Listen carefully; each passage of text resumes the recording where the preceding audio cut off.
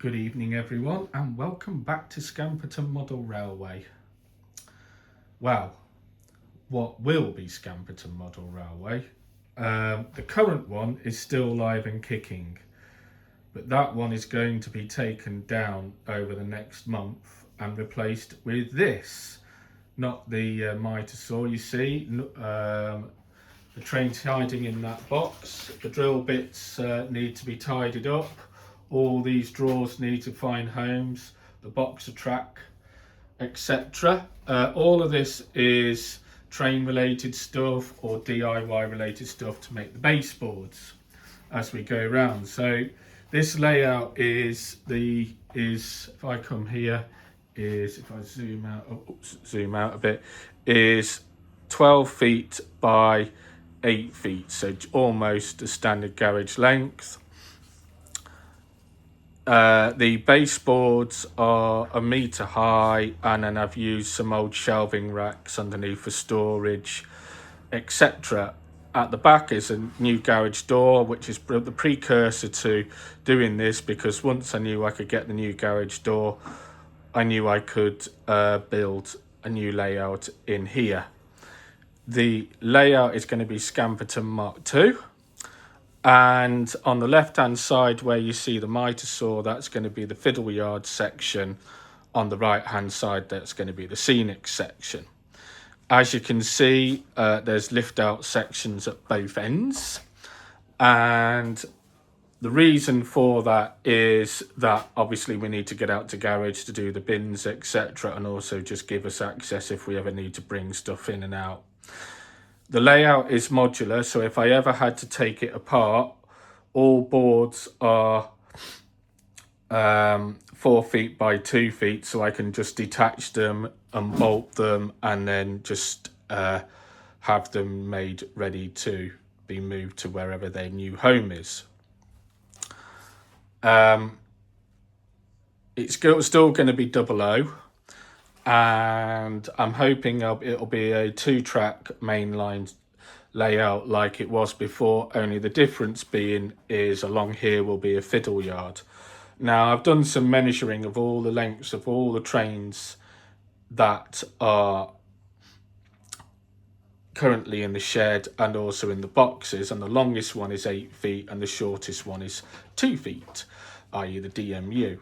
So basically I can fit all the trains lengthways on here. The only thing I'm not sure on, when I've worked it out on any rail it's possible, but when I've in reality probably will be different, is how many lines I can actually have in the fiddle yard.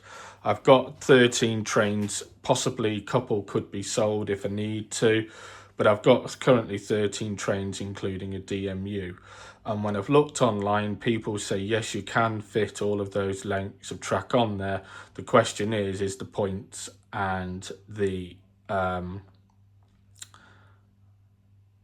actual space to actually fit it all on. Now, New Junction, I've been following his because he's got a similar amount of lines in his fiddle yard, only his is 24 feet long. Now, but it is 8 feet wide. So in theory, if he can get them on there with a gap in between, i.e. a 5 foot gap, then I'm hoping I can do. What I might have to do, but I haven't obviously faced that plan that yet, is along here I might be able to extend it outwards slightly so that I could fit an extra line in or something like that on the back. What I have discovered when measuring the old or current layout is that, or if I have the station, then the town scene and the little housing estate all on the current layout, that's longer than the 12 feet I've got. So there are going to be sacrifices. At the moment, I'm actually going to get rid of the station and model what I do when I go to work, which is, you won't know it, but if you ever look online, Great Bridgeford has a railway bridge, and then I turn left onto Whitgreave Lane, go through Whitgreave, and then turn left onto the A34 to go to work. Now, there's the River Sow, and that's the West Coast main line. So I literally go over the West Coast main line on there. That's going into Stafford, and then on the other way is heading towards Crewe and Stoke and Manchester, or actually Stoke, Crewe, Manchester. But what that means is I could have the bridge there, follow it to Whitgreave, and then have scenery, bend back into the Fiddle Yard, go down the Fiddle Yard, and back out, and round it goes. So it's a simple roundy. Yes, I won't be able to have all of the scenery like the station and stuff, but I will be able to use some of it like a signal box.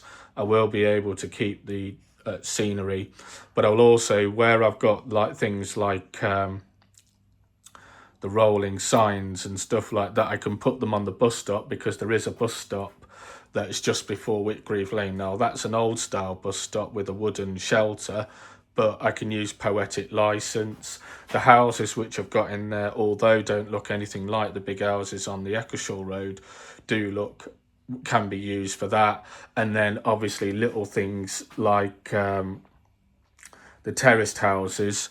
Now where the Great Bridgeford Bridge would be, on the left hand side, as in where my finger is pointing, there is actually a row of houses which leads to a small network rail repairs area, which I can use. So I could use the railway workers there, and I could obviously use some of the low relief houses to make a little estate, but we'll see on that one. So that's those possibilities of using there.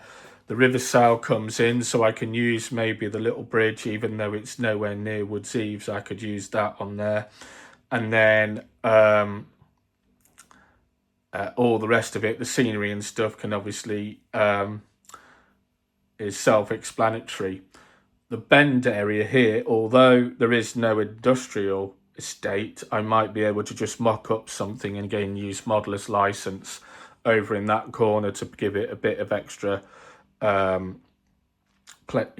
something of points of eye interest. So this is 12 feet long. Now I've put the little lift out section there. Obviously it's not there at the moment to allow me access, but that lift out section goes along there, so the bend will come in, go onto the lift out section, and then go into the Fiddle Yard. This lift out section, I'm thinking of actually making a lift up section, so buying a couple of hinges and lifting it up, and then it can just hit the wall over there and be safe and out the way. This one has to be a lift out section because the motor on the garage door is too close and it will just smack into it. If I need to alter the bends and bring it towards me, then it might be doable to turn into a lift out section, but at the moment it's going to be, lift up section. At the moment it's just going to be a lift out one, which I'm quite happy to do. These are all scrap wood, so they're in test at the moment. I want to see how it works, etc., before I commit to getting some proper wood cut to real proper dimensions and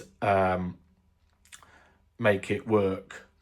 What my next job is, I've spent quite a bit of money. I did look at using people like Dan Everson to make the baseboards and that, but they were just getting too expensive.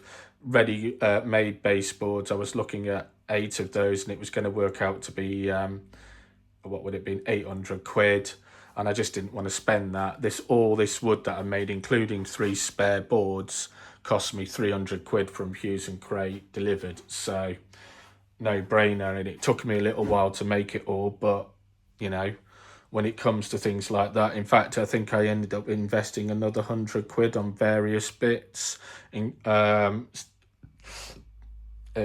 adjustable feet, various drill bits and bits and bobs, and when it 400 quid as opposed to 800 or 900 quid, sorry, but it's a no-brainer. So yeah, the next job is to tidy everything up, get the drill bits back in their boxes, find homes properly for various bits that were just under the previous baseboards, i.e. all these drawers and boxes. The train boxes, obviously they can go underneath the boards and rest on the the drawers at the moment. But yeah, it's just going to be a tidy up phase. I want to say thanks to people on other YouTubers like Rule 1 Model Railways and his guides on how he made his baseboards. That Model Railway guy on various bits that he's done. DCC guy with his lift out sections and lift up sections. And Andy from his channel, Hot Dog Andy, when he was talking about, yesterday I was talking to him about lift out versus lift up. He's gone for a lift up and swapped it for a lift out, but we were talking about the pros and cons of both, so thanks very much for that. And yeah, sad to see the first layout going, but I'm also not sad because I was increasingly getting frustrated with it with regards to various mistakes I've made in the past with inexperience and catching up with me when I came to do new stuff and finding that it just wasn't going to work how I wanted it to. So with that in mind, I'm going to really take my time on this. So probably the next update won't be oh, look at this, I've got loads of track laid. It will all be trains running. It's going to be laying track, but going through possible flaws and designs and then seeing what happens. So yeah, between now and then, probably in the next couple of weeks, once I've tidied everything, I'll start to do another update and then we go from there. But by the end of August, I'm hoping I'll have started to get trains running. The box here is, I got off the TMC because it was on offer for 128 quid. But I'll probably get another one from Mike at Top Trains in Stafford later in the month. That will give me 2 boxes, which should be enough to get me all of the fiddle yard done. And then I'll probably need to work out how many lengths of track I'll need to go round all of the scenic section. On the lift out sections, I'm probably not going to use flexi track. I'm going to use set track because it's stronger and it'll probably work better on the lift out sections. What I have done, and I can't find where I put them now, but I did buy some stuff off TMC whilst they were on offer from their layout concept range, i.e. their incline magnetic things, these, because there's a chap on YouTube who's been building his railway in a garage, and I've been following him closely, and he's using these instead of, not just for his incline, but for also whenever he gets a join where he needs to go over a baseboard, he needs to cut the track to make sure it's modular. He's using those instead of copper sleepers. So I'm going to look at following his example. I'll post the links in his for his channel, because he's really good at doing woodwork, way better than I am, and it's watching him do stuff is get learning off him has been really helpful as well. So yeah, I will leave it there, and hopefully by the end of July another update will be out, and in doing so I'll hopefully have everything tidied up. The old layout will come down, and we'll be on to Scamperton Model Railway Mark II. So thanks very much for your time. I apologise for the hiatus, but the reason I didn't do anything is because I knew I was going to do this, and I didn't see the point in filming anything until I got to this point, because all I was doing was just running trains when in between the really hot weather. So yeah, if you're still following and you're still subscribing and you're still interested, thanks very much for watching, and I will speak to you again by the end of July. Bye for now. Bye.